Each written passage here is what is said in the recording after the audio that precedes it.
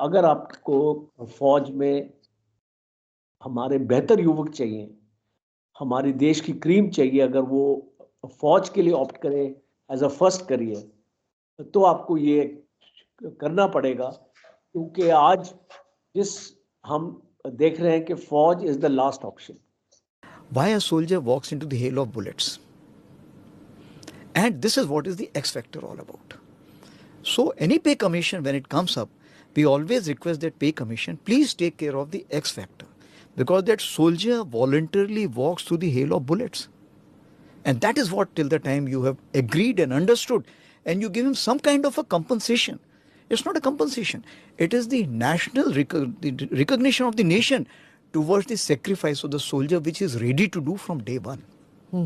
And when he's alive also, to keep him motivated, look, we recognize your services. That's why this X factor is always given to. Sir जय Hind. Major general राजन Kochhar sir, जय हिंद. बहुत बहुत शुक्रिया समय देने के लिए. Thank you sir. जय हिंद राजेश जी, आपने मुझे अपने प्रोग्राम में बुलाया. शुक्रिया सर. थैंक यू सर, आपने समय दिया मेरे लिए, मेरे दर्शकों के लिए. दरअसल एक ऐसा मुद्दा जिस पर बात बहुत जरूरी है, लेकिन बहुत कम लोग इस मुद्दे पर बात करते हैं या कर रहे हैं. दरअसल army chief general Upendra Dwivedi sir, lead from the front, मैं जिनको कहता हूं जब से वो लेफ्टिनेंट जनरल थे, मैं तब से उनको देख रहा हूं, बहुत क्लोजली बात कर रहा हूं, और आप तो उनको बहुत बारीकी से जानते हैं. हाल ही में सर ने एक बात कही एएनआई पॉडकास्ट में कि भाई हम अपने जवानों के लिए, क्योंकि 8th पे कमीशन आ रहा है, तो हम चाहते हैं कि भाई एक एक्स फैक्टर हो, क्योंकि वो सब कुछ अपना पीछे छोड़कर आते हैं, वो अपने सीने पर दुश्मन की गोली झेलने के लिए तैयार रहते हैं, वो ये भी परवाह नहीं करते कि उनके पीछे उनका परिवार है. वो इसलिए क्योंकि उन्हें पता है कि गवर्नमेंट हमारे पीछे हमारा ख्याल रखने वाली है. तो क्या ये जो 8th पे कमीशन आ रहा है, हम एक उम्मीद करें कि इस बार कुछ हटकर हमारे जवानों को, जेसीओस को और ऑफिसर्स को मिलेगा सर? राजेश जी, उम्मीद पर दुनिया कायम है, बट मुझे ज्यादा एक्सपेक्टेशंस नहीं है. बिकॉज आप देखिए, 1st पे कमीशन से 7th पे कमीशन तक हमारे फौज को और हमारे ऑफिसर्स जवानों को वो दर्जा नहीं मिल रहा है, और हम हमेशा आईएएस, आईपीएस और बाकी जो सिविल सर्विसेज है उनसे हम पीछे रह रहे हैं. तो हम लड़ते रहते पे कमीशन के बाद हम लोग कोर्ट में जाते हैं, हम लोग अपनी अर्जियां देते हैं कि जो ये इंक्लूड होना चाहिए, और हमारा एनएफयू आना चाहिए, और इसको बाकी हमारे पास अलाउंसेस आना चाहिए. आप सरप्राइज रहेंगे, 7th पे कमीशन में एक रिटायरमेंट होने के बाद एक ब्रिगेडियर की पेंशन मेजर जनरल की पेंशन से ज्यादा थी. ओके. और अभी भी है. तो इस ये अनोमली तो हो नहीं सकती ना, ये जूनियर ऑफिसर की पेंशन आपके सीनियर ऑफिसर से कैसे हो सकती ज्यादा. तो काफी मेजर जनरल कोर्ट में गए, अभी कोर्ट ने उनको एक रेस्टोरेशन दिया है, तो उसमें जो भी मेजर जनरल कोर्ट पे गए थे उनकी रेगुलाइज हो गई है, और जो कोर्ट में नहीं गए तो उनकी नहीं हुई है. तो ये कानून का अपना तकाजा है, बट मैं इतनी ज्यादा उम्मीद रखता नहीं. मुझे खुशी होगी that if I am proved wrong. अगर इसको मुझे रॉन्ग प्रूव होता है तो मुझे सबसे ज्यादा खुशी होगी कि अगर ये जो 8th पे कमीशन है, अगर ये हमारी जितनी एस्पिरेशंस को मीट कर सके, अगर वो मीट करे तो बहुत अच्छी बात है. बट वही है कि कोई ज्यादा उम्मीदें ना पाल कर रखें. There is a slip between the cup and the lip, बोलते हैं, कहावत है जी. एक जब आप इसको चाय का अपना सिप लेते हैं तो जो बीच में एक दरार आ जाती है, तो उस दरार को दूर करना बहुत जरूरी है, और आई थिंक गवर्नमेंट को इसके बारे में सोचना पड़ेगा. और उम्मीद और क्यों सोचना पड़ेगा? बिकॉज अगर आप जनरल द्विवेदी के इंटरव्यू की बात करते हैं, तो अगर आपको फौज में हमारे बेहतर युवक चाहिए, हमारी देश की क्रीम चाहिए, अगर वो फौज के लिए ऑप्ट करे एज अ फर्स्ट करियर, तो आपको ये करना पड़ेगा, क्योंकि आज जिस हम देख रहे हैं कि फौज इज द लास्ट ऑप्शन, बिल्कुल sir, is not the first option. तो देश की सिक्योरिटी के लिए बहुत जरूरी है कि फौज इज द फर्स्ट ऑप्शन। और फर्स्ट ऑप्शन के लिए अगर आप 8 पे कमीशन में एक फौजी ऑफिसर का जो स्टेटस है वो एक आईएएस ऑफिसर के ऊपर रखोगे, तो आप देखना एक रेवोल्यूशन हो जाएगी इस देश में। और जो यूथ है जो आज आईएएस की तरफ जा रहे हैं वो फौज की तरफ आएंगे। फौज की तरफ आएगा। राजेश, अच्छी बात यह है कि वेतन आयोग का गठन हो गया है। पहले तो सरकार कुछ दिनों तक ये भी बोलती रही थी कि शायद वेतन आयोग का गठन नहीं होगा। ओके, लेकिन ठीक है, देश के जो हमारे यूनियंस, सिविलियन यूनियंस में पीएससीज में है, सरकारी यूनियन ने दबाव डाला होगा, पे कमीशन का गठन हो गया।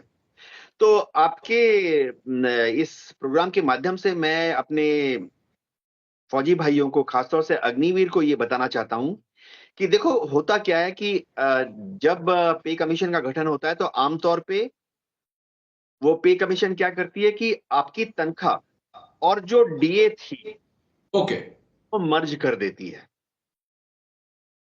यानी आपकी तनख्वाह अगर 150 रुपए थी और उस पे समझिए आपको डीए मिल रहा था 60 रुपए का, तो वो मर्ज कर देते हैं। तो यानी आपकी अगली वाली बेसिक तनख्वाह 160 रुपए हो जाती है।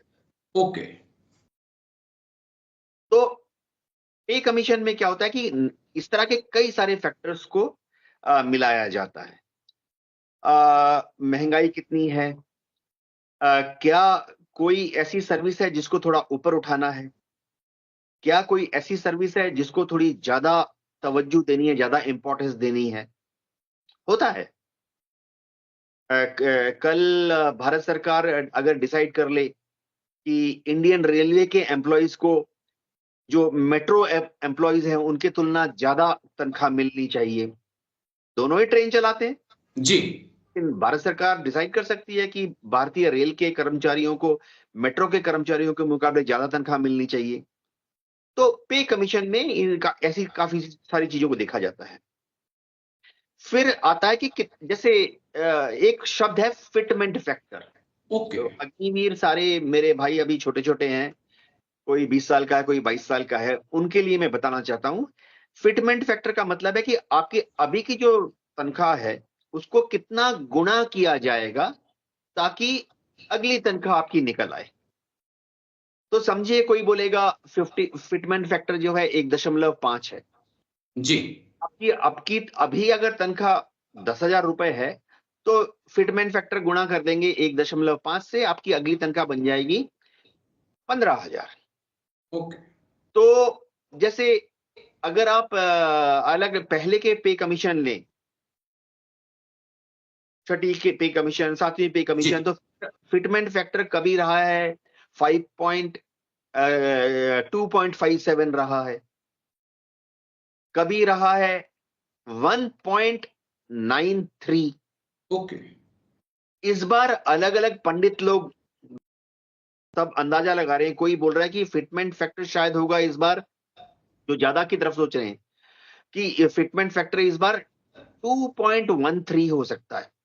जी, तो अगर 10,000 तनख्वाह है तो उसकी तनख्वाह गुणा में 2.13 हो जाएगी, यानी 10,000 से उसकी तनख्वाह हो जाएगी 21,300।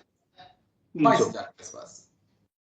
लेकिन जो केयरफुल लोग हैं वो बोल रहे हैं कि तनख्वाह फिटमेंट फैक्टर इस बार होगी 1.87। ओके, तो फिर जिसकी तनख्वाह आज 10,000 है अग्निवीर की, समझो, तो एक गुणा में 1.87, यानी उसकी तनख्वाह हो जाएगी 18,700। ओके, अब इसके ऊपर जो अलाउंसेस हैं उन पर फर्क पड़ेगा। ठीक सर, ऊपर जो, क्योंकि काफी सारे अलाउंसेस ऐसे हैं जो कि आपकी तनख्वाह के ऊपर, जैसे एचआरए समझिए, जी, हाउस रेंट अलाउंस, अग्निवीरों को तो नहीं मिलता लेकिन बाकियों को मिलता है। तो जैसे राशन अलाउंस भी अगर कैलकुलेट करना होता है तो उसमें देखा जाता है कि राशन अलाउंस जब मिलती है तो देखा जाता है कि उसकी बेसिक पे कितनी है, वगैरह वगैरह। तो अग्निवीर भाइयों से मैं कहता हूं चिंता मत करो, भारत सरकार ने आपकी तनख्वाह उतनी ही बढ़ानी है जितना कि वो बाकी सेंट्रल गवर्नमेंट एम्प्लॉइज की बढ़ा रहे हैं। ओके। अग्निवीरों को मैं बताना चाहता हूं कि वो बच्चे हैं, उनको पता नहीं है। जो मेरे साहिबान या हवलदार साहब हैं या जेसी साहिबान हैं, उनको मालूम है। अफसरों को तो पता है ही। देखो, भारत सरकार ना वो बराबरी का एक होता है इक्वेशन। जी।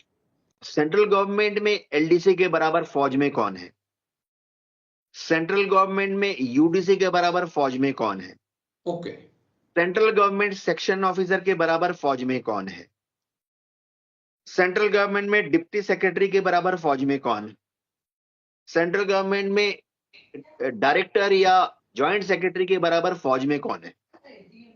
ये जो है ना, सिपाही लांस नायक से शुरू करके जनरल तक फिक्स है कमोबेश। तो पे कमीशन जो है वो जितना तनख्वाह उनकी यूडीसी की बढ़ाएगी, जी। हमारा काउंटर पार्ट कौन है उसकी बढ़ जाएगी।